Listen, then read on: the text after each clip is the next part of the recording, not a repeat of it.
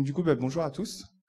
Aujourd'hui, je viens vous parler d'un sujet qui me tient beaucoup à cœur, qui sont les couleurs. Donc du coup, c'est un sujet qui est à la fois extrêmement simple et extrêmement compliqué. Du coup, on pourrait en parler pendant des heures et des heures, sauf que moi, je vais vous donner le contexte de mon talk. C'est que je pars en fait d'un constat. Aujourd'hui, en fait, on a tous, peu importe notre profil, tech ou non tech, on doit en fait, à un moment donné, on doit faire face à un choix de couleurs, que ce soit pour faire des slides, que ça soit pour en fait faire des cartes de vœux, des faire-part, même également choisir des couleurs pour le petit ruban pour que le paquet cadeau soit joli. Donc il y a plein de sujets. Et donc moi je vais vous parler de comment on peut choisir ces couleurs pour que tout soit cohérent. Du coup j'ai mon clicker qui marche pas, super.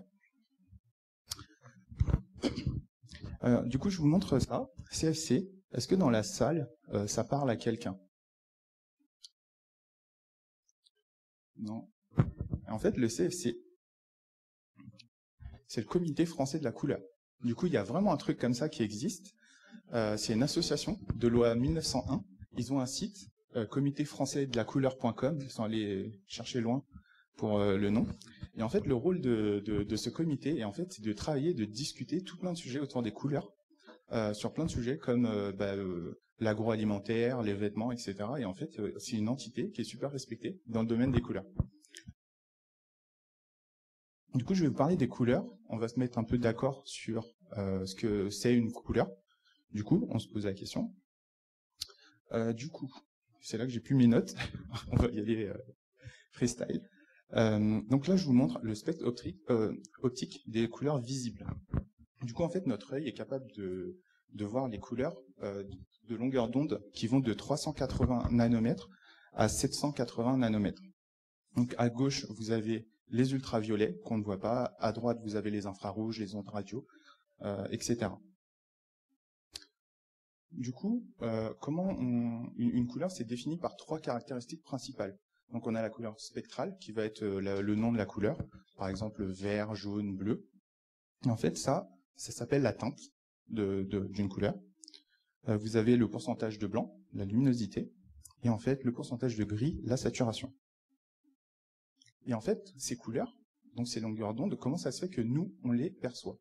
C'est parce que dans l'œil, en fait, on a des cônes, des petits cônes qui sont sensibles aux couleurs. Donc on a les petits cônes qui sont sensibles au bleu, les médiums au vert et les larges au rouge. Du coup, c'est le fameux RGB. Est-ce que c'est un hasard? Je ne sais pas. Et du coup, ce qu'il faut savoir, c'est que donc 10% des hommes et 50% des femmes, aujourd'hui, donc il y a des études qui varient, les chiffres sont à peu près de cet ordre de grandeur, mais qui possèdent un quatrième cône. Du coup, pour ceux qui perçoivent, qui ont ce quatrième cône, est-ce qu'ils perçoivent plus de teintes, plus de couleurs? La question se pose. Là, je vais vous parler des espaces de couleurs. Donc, c'est également appelé les espaces colorimétriques. Donc là, vous avez une représentation 2D du schéma que je vous ai montré tout à l'heure en bande, et vous avez des triangles à l'intérieur. Et en fait, ces triangles, comme vous le voyez, ne recouvrent pas l'intégralité de ce qu'on est capable de voir. Et donc, le sRGB est plus restreint, et en fait, c'est un encodage qui est utilisé principalement sur nos écrans, sur vos ordinateurs, sur vos télés. Et du coup, le Adobe RGB, c'est quelque chose qui est plutôt utilisé pour l'impression, parce que du coup, on peut représenter plus de couleurs. Du coup, les couleurs, aujourd'hui, qu'on utilise, ont un sens. Du coup, je vous montre deux couleurs. Et si je vous pose la question, parmi ces deux couleurs, quelle est la couleur froide et quelle est la couleur chaude? Vous allez forcément me répondre, le bleu, c'est froid, le rouge, c'est chaud. Et en fait, il faut savoir que cette information, elle vient de l'homme. Et c'est l'homme, en fait, qui a choisi de dire que le rouge est une couleur chaude. Parce que, du coup, si je vous explique, le rouge, si on prend l'exemple d'une étoile, par exemple, une étoile rouge est à 800 degrés. Par contre, une étoile bleue, ça tabasse un peu plus, comme on dit. Et donc, aujourd'hui, quand vous vous exprimez dans le dialogue des couleurs, on va dire que les couleurs qui sont sur votre gauche, donc les violets et les bleus sont les couleurs froides, le rouge, jaune sont des couleurs plutôt chaudes, et donc pour le vert, c'est bien ce que vous pensez, on appelle ça les couleurs tièdes. Donc je reprends les deux couleurs que je vous ai montrées, et je vais les transformer un peu. On va passer sur ces deux teintes. Je pense qu'elles ne vous parlent pas, mais du coup si je vous montre cette image. Et donc aujourd'hui, quand vous allez dans un magasin de vêtements pour bébé, vous allez beaucoup trouver donc des vêtements bleus associés aux garçons et des vêtements roses associés aux filles. Mais du coup, il faut savoir que cette association de couleurs, ce sens qu'on donne au bleu et au rose, en fait, a été créé et imposé par en fait le prêt-à-porter. Il faut savoir que historiquement, la définition était complètement différente. Donc, vous avez le bleu qui était associé dans le temps à tout ce qui était virginité et innocence. Et du coup, vous avez le rouge qui était la couleur du sang, la couleur de la virilité. Et donc, du coup, historiquement, le bleu est beaucoup plus une couleur de femme et le rouge est beaucoup plus une couleur d'homme. Et du coup, intrinsèquement, le rose également. Mais en fait, de nos jours, en fait, la définition a encore varié. Et en fait, assez récemment, comme vous avez pu voir avec les tenues de joueurs de rugby, une couleur qui était le rose, une couleur qui était associée aux femmes. Puis depuis quelques années, en fait, voilà, pour le sport, au niveau des hommes, etc., le rose est adopté. Et là, vous avez donc pour le sport également le bleu, qui est également en fait la couleur de votre magasin de sport préféré normalement. Voilà. Et là, je vais vous expliquer que historiquement, donc la définition des couleurs varie. Il faut savoir que la définition varie également, en fait, selon le lieu et les traditions à notre époque.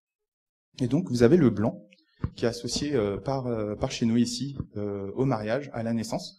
Et il faut faire attention quand vous choisissez des couleurs comme le blanc. En fait, en Orient, en Afrique, c'est une couleur qui est associée à la mort. Par exemple, d'où je viens d'origine, je suis vietnamien. Du coup, quand il y a des procédures funéraires, en fait, on s'habille en blanc. Et donc, quand vous choisissez les couleurs, pensez également au sens quand vous communiquez. Aujourd'hui, on a des boîtes plutôt internationales. Pensez à trouver le sens des couleurs dans les pays avec lesquels vous communiquez.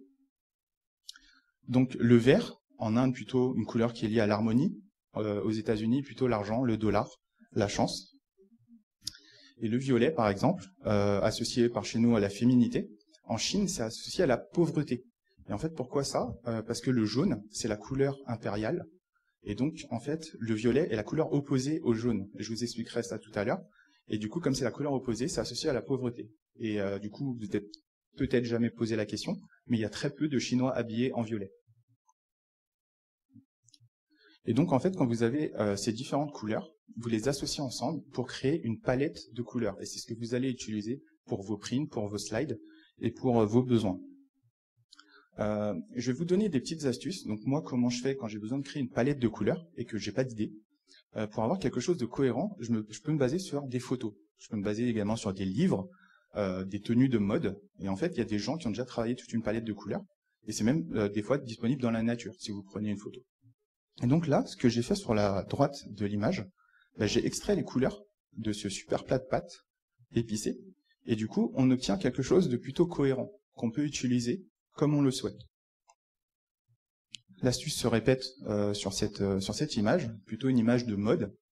Et en fait, basée sur les couleurs que vous avez dans la photo, vous pouvez extraire une palette de violet, de gris, et avoir quelque chose de très cohérent pour vos besoins. Une deuxième astuce, c'est une de celles que j'utilise le plus, je vais vous parler de la roue des couleurs. Donc vous avez probablement déjà vu ce magnifique cercle dans plein d'outils informatiques. Et du coup, pour les explications que je vais vous donner, je vais simplifier cette roue, parce qu'en fait, elle possède beaucoup de couleurs. Moi, je vais utiliser 12 couleurs, mais c'est juste pour l'explication. Et en fait, comment on utilise cette roue des couleurs pour avoir de l'harmonie ? En fait, on utilise des techniques très simples. Et là, je vous en expose 4, il en existe quelques autres. Mais par exemple, vous avez les couleurs complémentaires, qui sont en fait des couleurs qui sont diamétralement opposées sur le cercle des couleurs. Et en fait, les couleurs complémentaires sont celles qui vont générer le plus fort contraste entre les couleurs. Vous avez les complémentaires divisés, triadiques et tétradiques. Je vais vous donner des exemples pour illustrer. Vous vous êtes peut-être déjà posé la question ou pas. Comment ces marques ont choisi leurs couleurs ? Et bien en fait, ils ont utilisé les couleurs complémentaires. C'est pour ça aussi qu'à Noël, on associe le vert au rouge.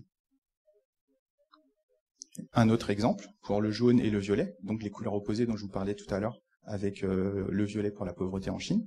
Et vous avez en fait cette opposition qui est utilisée, et en fait ce petit jeu, vous pouvez le faire sur plein de logos. Les complémentaires divisés, vous avez vu que Fanta, ils ont pris le orange, le bleu, le vert. Et du coup, pour le triadique, Firefox et Burger King. Donc Burger King, ils ont littéralement pris les couleurs de base. Et une question qui revient souvent, qu'on m'a déjà posée, c'est que pourquoi dans la tech, dans les outils que vous utilisez tous les jours, les marques ont des couleurs ultra similaires? Et bien en fait, la réponse, elle est là. Ils utilisent les harmonies tétradiques pour choisir leur couleur. Donc ils varient au niveau des teintes, mais en fait, ils ont à peu près tous le même schéma, parce qu'ils se sont basés sur les tétradiques pour choisir leur couleur. Maintenant que vous avez choisi une palette, vous avez des couleurs. En fait, quelque chose qui est hyper intéressant aujourd'hui d'intégrer dans le choix des couleurs, c'est l'accessibilité. Donc moi, je vais vous parler là de contraste. Et en fait, le contraste, c'est par exemple, vous choisissez deux couleurs. Il y en a une qui va être superposée à l'autre, que ce soit pour les textes ou pour des formes géométriques. Et en fait, comment vous pouvez garantir que ces couleurs, en fait, vont ensemble et que, par exemple, si c'est du texte, que ce soit lisible? Mais en fait, la réponse, elle est assez simple. Il y a une formule mathématique. Et en fait, c'est une simple division. Donc, le petit coefficient, c'est pour éviter de diviser par 0, principalement. Et en fait, vous utilisez ce rapport de contraste, ce ratio, et du coup, il va vous donner, donc, s'il est inférieur à 7 pour 1, donc ce sera lisible assez optimal, mais par contre, en dessous de 4,5 pour 1, ça ne va plus être lisible.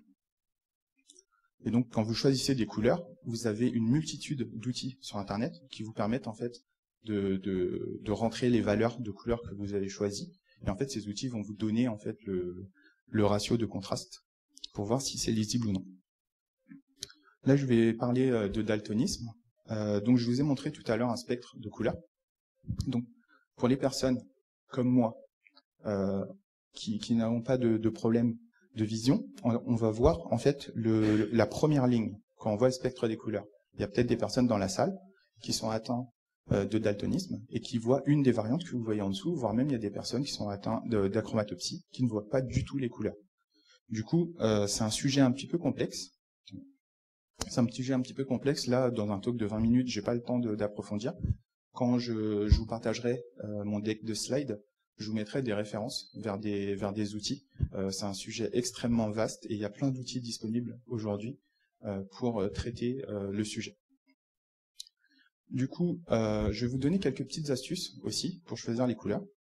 Pour avoir une bonne utilisation des couleurs, il faut utiliser les couleurs de façon modérée. Il ne faut pas en mettre plein. Alors, attention, c'est pas qu'il faut pas tout le temps en mettre plein. Des fois, c'est voulu. Mais par contre, généralement, quand on utilise une seule couleur avec un petit peu de gris, de noir, etc., ben, on a quelque chose de vachement plus joli et de maîtrisé. Il faut savoir que plus une surface est grande, quand on applique de la couleur, plus la couleur paraît intense. En fait, on a un peintre assez célèbre, Henri Matisse, qui disait que 1 mètre carré de bleu est plus bleu qu'1 centimètre carré de bleu. Et en fait, c'est vraiment une perception qu'on a. Donc, utilisé de façon modérée. Il faut savoir aussi que les couleurs qu'on perçoit varient en fonction de l'éclairage. Par exemple, les peintres avaient l'habitude de peindre en fait à la bougie. Et du coup, c'est pour ça que dans les musées, les lumières sont tamisées pour que vous perceviez les couleurs de la même façon que le peintre les voyait. De la même façon, quand vous allez au supermarché, vous avez peut-être jamais fait attention, mais il y a souvent des petites lampes qui changent la couleur de la viande pour la faire paraître plus rouge. Et donc, quand vous choisissez des couleurs, vous devez garder en tête mon support, mes slides ou autres, dans quel environnement ça va être observé, parce que les teintes vont varier. Et également, le vieillissement joue un rôle et altère la vision. Et du coup, donc, si vous vous adressez à une population plutôt vieillissante, du coup, adaptez un petit peu les couleurs, parce qu'elles vont pas les percevoir comme vous. Et en fait, de la même façon, je vous donne... c'est un petit truc un peu historique, mais les peintres, en fait, plus ils vieillissaient, et plus leur tableau changeait de palette de couleurs. Et en fait, c'est pas parce qu'ils changeaient parce qu'ils avaient envie, ils changeaient parce qu'ils ne percevaient plus la couleur de la même façon. Donc voilà, ce sera tout pour moi. Et du coup, donc moi c'était David et je travaille pour Decathlon Technologies.